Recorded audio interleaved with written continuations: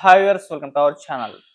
ప్రముఖ పాస్టర్ ప్రవీణ్ పగడాల గారి మృతి పైన ఎన్నో రకాల అనుమానాలు అయితే వ్యక్తమవడం చూస్తాం. ఇన్వెస్టిగేషన్ అయితే జరుగుతున్నప్పటికీ అటువైపు నుంచి పాస్టర్స్ అండ్ క్రిస్టియన్ సంఘాలన్నీ కూడా ఇది మతోన్మాదుల కుట్ర అన్నట్టుగా మొదటి నుంచి కూడా వాళ్ళు అంటే ఆరోపిస్తూ రావడం చూస్తాం. అంటే మొదట యాక్సిడెంట్ అని చెప్పేసి అన్నారు. ఇది యాక్సిడెంట్ కాదు, ఖచ్చితంగా మర్డరే చేశారని చెప్పేసి కూడా వాళ్ళు గట్టిగా ఆందోళన చేయడం చూస్తాము. ఆ తర్వాత కొంత పొలిటికల్ యాంగిల్ తీసుకొని జగన్మోహన్ రెడ్డి గారి పేరు పెట్టేసి ఆ విధంగా కొన్ని స్పెక్యులేషన్ స్టోరీస్ వచ్చాయి. ఏదేమైనా ఈయన మృతి పైన ఎన్నో రకాల అనుమానాలు, ఎన్నో రకాల స్పెక్యులేషన్ స్టోరీస్ అయితే వస్తున్నాయి. సో ఇప్పుడు ఇదే అంశం మీద డిస్కస్ చేయడానికి ప్రజెంట్ మనతో పాటు ప్రముఖ ప్రొడ్యూసర్ నట్టి కుమార్ గారు ఉన్నారు. వారి వ్యూ ఏంటో ఒకసారి ఈ విషయంలో తెలుసుకునే ప్రయత్నం అయితే చేద్దాం. నమస్కారం సార్.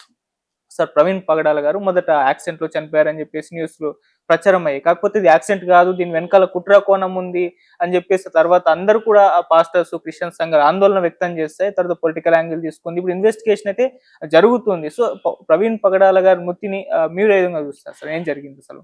ప్రవీణ్ పగడాల గారి మరణం పట్ల వాళ్ళ కుటుంబానికి నా ప్రగాఢ సానుభూతి.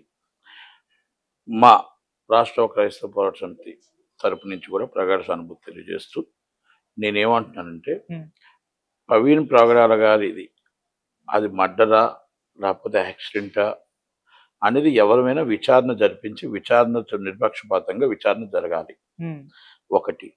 రెండోది, ఎవరమైనా ఒకటి మాత్రం గుర్తుపెట్టుకోవాలి, మనం ఆయన్ని ఏది ఒకవేళ మర్డర్ చేస్తే అవతల వారికి తగిన శిక్ష కంపల్సరీ పడాలి. అది యాక్సిడెంట్గా అయితే యాక్సిడెంట్ ఏంటి అనేది, ఎందుకంటే కొన్ని అనుమానాలు ఉన్నాయి. ఆ అనుమానాలు కూడా బాగా ఎక్కువ ఉన్నాయి. ఎందుకంటే ఆయన టోల్గేట్ దగ్గర బాగా స్లోగా, నీరసంగా, ఇవి బాగా స్లోగా వస్తున్నాడు. ఖాళీగా బాగానే ఉంది స్థలం అక్కడ, కానీ అక్కడ హెడ్ లైట్ ఆపి వస్తున్నాడు ఒకటి. రెండోది, తర్వాత పాసాన్ చాలా గట్టిగా అయ్యాడు. అంటే బిఫోర్ టోల్గేట్ ఒక 15-20 కిలోమీటర్లు జరిగిన ఏదైనా గొడవ జరిగిందా, లేకపోతే ఏమైనా సంఘటన జరిగిందా, లేకపోతే అక్కడ ఏమైనా ఎందుకు లైట్ హెడ్ లైట్ ఆగింది, ఎందుకు ఆయన స్లో అయ్యాడు అనేది ఒక్కటి ఆ ఫుటేజ్ మీద ఎంక్వైరీ జరగాల. రెండోది, ఆ కర్రల మీద ఆటల మీద మర్డర్, అది వాటర్ బ్లడ్ ఎందుకు పడింది, ఆ బ్లడ్ మొత్తం టోటల్గా అన్ని దగ్గర చిమ్ము ఉంది, మొత్తం టోటల్గా ముఖం అంతా కూడా ఇది అయిపోయింది. అంటే ఒకవేళ మనుషులు ఎవరైనా ఏమైనా చేశారా లేకపోతే ఏం జరిగింది అనేది ఎంక్వైరీ జరగాలి. ఓకే, ఇన్వెస్టిగేషన్ నడుస్తుంది కాబట్టి ఇది మనం పూర్తిగా ఎంక్వైరీ నడవలసిందే. దాంట్లో పోలీసుల నిర్లక్ష్యం కనబడుతుంది. సిఏ గారి నిర్లక్ష్యం, ఎస్ఐ గారి నిర్లక్ష్యం కనబడుతుంది. సిఏ గారు, ఎస్ఐ గారి నిర్లక్ష్యం అనేది అంతా ఇంత కాదు. ఎందుకంటే వాళ్ళు రాత్రి 11:40 జరిగింది, ఇన్ఫర్మేషన్ 9 గంటలకు వచ్చింది. వచ్చిన తర్వాత ఒక పెద్ద వ్యక్తి, మామూలుగా ఒక బోధకుడు, ఒక మతానికి బోధకుడు, ఆ బోధించేవాడు వచ్చినప్పుడు మనం కూడా జాగ్రత్తగా చూసుకోవాల్సిన బాధ్యత ఉంది. అలాంటి పరిస్థితుల్లో మనం ఎక్కడా కూడా పట్టించుకోకుండా అసలు క్యాజువల్గా కొన్ని 50,000 మంది జమ అయ్యేదాకా గవర్నమెంట్ హాస్పిటల్కి ఆ మొత్తం క్రైస్తవ పాస్టర్లు అందరూ వచ్చిన దాకా, నాయకులు వచ్చిన దాకా డిలే చేయడం అనేది ఈజ్ ఫస్ట్ రాంగ్.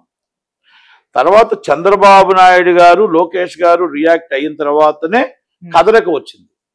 అక్కడ ఎస్పీ గారు కూడా ఆయన మొత్తం చాలా క్యాజువల్గా మాట్లాడుతున్నాడు. అంటే క్రైస్తవులు అంటే కొంచెం చిన్న చూపు కింద, మేము మా డ్యూటీ మేము చేస్తున్నాం. మీ డ్యూటీ చెయ్యాలి, మీ డ్యూటీ మీరు చేస్తున్నారు.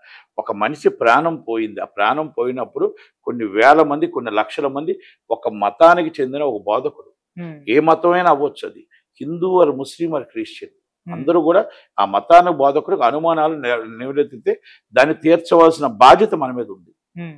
కనుక ధర్నా చేసే పరిస్థితి దాకా తెచ్చుకోకూడదు. ఆదిరెడ్డి వాసు గారు కూడా పాపం వచ్చారు. కొంతమంది, పవన్ కళ్యాణ్ గారు అసలు రియాక్ట్ కాలేదు, ఇప్పటికీ రియాక్ట్ కాలేదు. అక్కడ సోము వీర్రాజు గారు రియాక్ట్ కాలేదు. రాజమండ్రి ఎంపీ పురంధేశ్వరి గారు రియాక్ట్ కాలేదు. అంటే బీజేపీ సనాతన ధర్మం అంటే ఏంటో తెలుసా?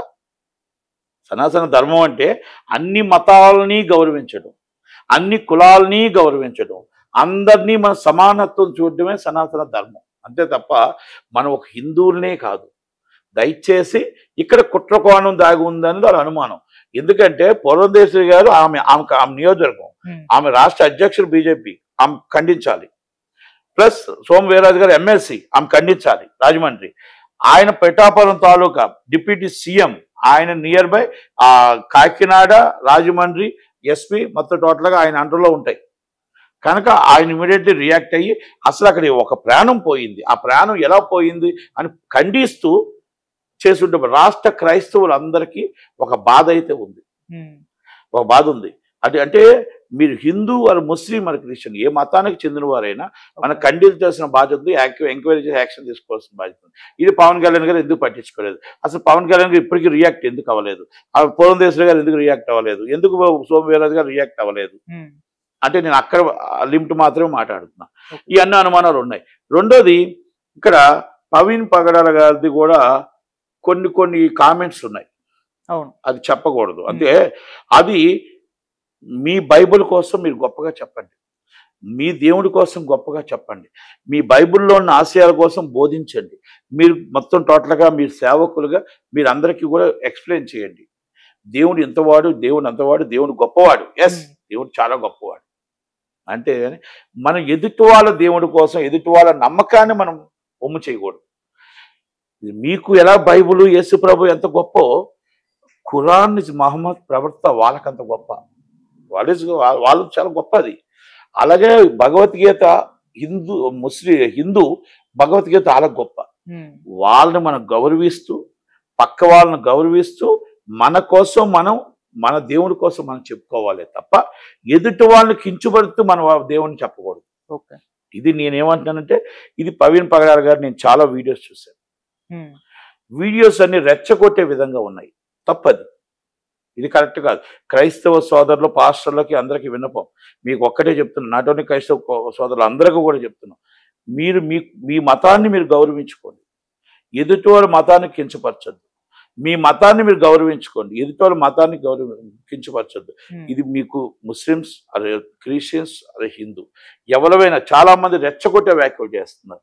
ఇట్స్ నాట్ కరెక్ట్ కాదు, ఇది తప్పు. మీరు చేసే మీ దేవుడి కోసం గొప్పగా చెప్పండి. నేను యేసు ప్రభువుని నమ్ముతున్నా, నేను గొప్పగా చెప్తున్నా, కానీ అలాగే నేను భగవద్గీతను గౌరవిస్తా, నేను అలాగే ముస్లిం ప్రవర్తనను గౌరవిస్తా. ఎందుకంటే అందరూ అన్నదమ్ముల్లా ఉండాలి. పక్క రాష్ట్రం పాకిస్తాన్లో మనం చెప్తున్నాం ఊచుకోతకు వస్తున్నారు హిందువులని, అంటే వాళ్ళకు చేసిన తప్పులు మనం చేస్తామా? మనది సెక్యులర్ దేశం, మన సెక్యులర్ అందరూ కలిసి అన్నదమ్ముల్లాగా ఉండాలి. వాళ్ళ గౌరవాన్ని వాళ్ళు కాపాడుకుంటారు, వాళ్ళ గౌరవాన్ని మన గౌరవాన్ని మనం చెప్పాలి. అది కాదు పగడాల గారిది చాలా చాలా ఆయనకి థ్రెట్ ఉందనేది వాస్తవం, ఆయనకి ఆటోమేటిక్గా ఇలాంటివి చేశాడు అనేది కూడా వాస్తవం ఉంది. అలాగే చాలా మంది హిందువుల్లో కూడా చేస్తున్నారు, అలాగే ముస్లిమ్స్లో కూడా చేస్తున్నారు. ఇది కరెక్ట్ కాదు. మీకోసం మీరు గొప్పగా చెప్పండి, మీ దేవుడి కోసం గొప్పగా చెప్పండి, మీకోసం బోధించండి, అంతే తప్ప ఎదుటి వాళ్ళని కించపరచదు. ఇది ప్రవీణ్ పగడాల గారిది కూడా కరెక్ట్ కాదు. ఈ ప్రతి క్రైస్తవ సోదరులకు కూడా చెప్తున్నాం, పాస్టర్లకి కూడా రిక్వెస్ట్, మీరు బోధించండి, దేవుడు ఎంత గొప్పవాడో బోధించండి. దేవుడు మొత్తం టోటల్గా ఎలా వచ్చాడు, ఎలా చేశాడు, మనం ఎలా నమ్మితే ఎలాగ అది చెప్పండి తప్ప పక్క వాళ్ళని మనం కించపరచొద్దు, పక్క దేవుణ్ణి మనం మాట్లాడొద్దు. దయచేసి ప్రతి ఒక్క పాస్టర్ గారు కూడా వినాలి ఇది. ఎందుకంటే మనం ఇంకొక కుల మతాన్ని రెచ్చగొట్టినట్టు అవుతుంది. ఇలాంటి సంఘటనలు జరగకుండా ఉండాలి అంటే ఇలాంటి వాటి మీద కొంచెం సీరియస్గా యాక్షన్లు ఉన్నాయి, తీసుకోవాలి. అదే ఇంకొకటి ఏంటంటే ఈ మధ్యకాలంలో ఎప్పుడైతే బీజేపీ గవర్నమెంట్ వచ్చిన తర్వాత క్రైస్తవుల మీద దాడులు పెరిగాయి, బాగా పెరిగాయి. వాళ్ళు పాపం ప్రచారం చేద్దామన్నా, ఒక మైక్ పెడదామన్నా, మైక్ పెడితే కూడా పోలీసులు తీసుకెళ్ళి లోన్ వేసేస్తున్నారు. అలాగే మాట్లాడదామన్నా కూడా తీసుకెళ్ళి లోన్ వేసేస్తున్నారు. వాళ్ళకి చెప్పుకోవడానికి కూడా పోలీసులు కూడా వన్ సైడ్ చేస్తున్నారు. ఇది చాలా చాలా సో మెనీ ఉన్నాయి. కనుక ఇలాంటివి నేను ఎందుకు చెప్తున్నానంటే ఇది కరెక్ట్ కాదు. ముస్లిమ్స్ మీదకి మీరు వెళ్ళట్లా, మీరు హిందువుల మీదకి వెళ్ళట్లా, మీరు క్రిస్టియన్స్ మీదకే వస్తున్నారు. ఎన్నో మనం యూట్యూబ్లో చూద్దాం, దాడులు ఎన్నో జరుగుతున్నాయి, అయినా కూడా వాళ్ళు శాంతియుతంగా పాపం చేస్తున్నారు.